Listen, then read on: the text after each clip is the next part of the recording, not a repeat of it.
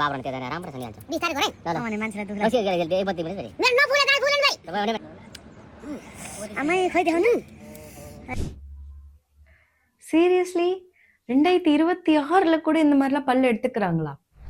நீங்களும் இதே மாதிரி டென்டிஸ்டே இல்லாத ரோட் சைடில் போய் எப்பயாவது ட்ரீட்மெண்ட் பண்ணியிருக்கீங்க, இல்லை இந்த மாதிரி பண்ணுறவங்க யாராவது பார்த்துருக்கீங்கன்னா இது உங்கள் உயிருக்கே எவ்வளோ ஆபத்து அப்படிங்கிறத நான் சொல்கிறேன்.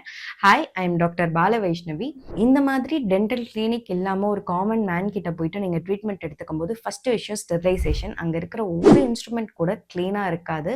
அது நான் 100% உறுதியாக சொல்வேன். இதே நீங்கள் ப்ராப்பராக ஒரு டென்டல் கிளினிக்கில் போய் எடுத்துக்கும் போது அங்கே ஸ்டெரிலைசேஷன் அப்படிங்கிற ஒரு முறைப்படி எல்லா இன்ஸ்ட்ருமெண்ட்டையும் க்ளீன் பண்ணி அதில் இருக்கிற பாக்டீரியாவெல்லாம் கொன்று 100% சேஃபர் இன்ஸ்ட்ருமெண்ட்ஸ் தான் உங்கள் வாயில் யூஸ் பண்ணுவாங்க.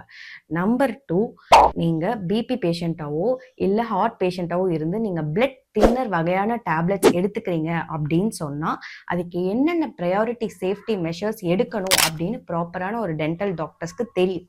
இந்த மாதிரி ஒரு காமன் மேன் கிட்ட நீங்கள் பல் எடுத்துக்கிட்டிங்கன்னா எந்த ஒரு சேஃப்டி மெஷர்ஸும் இல்லாதனால அதே இடத்துல உங்கள் உயிர் போகிறதுக்கான வாய்ப்புகள் கூட நிறைய இருக்குது.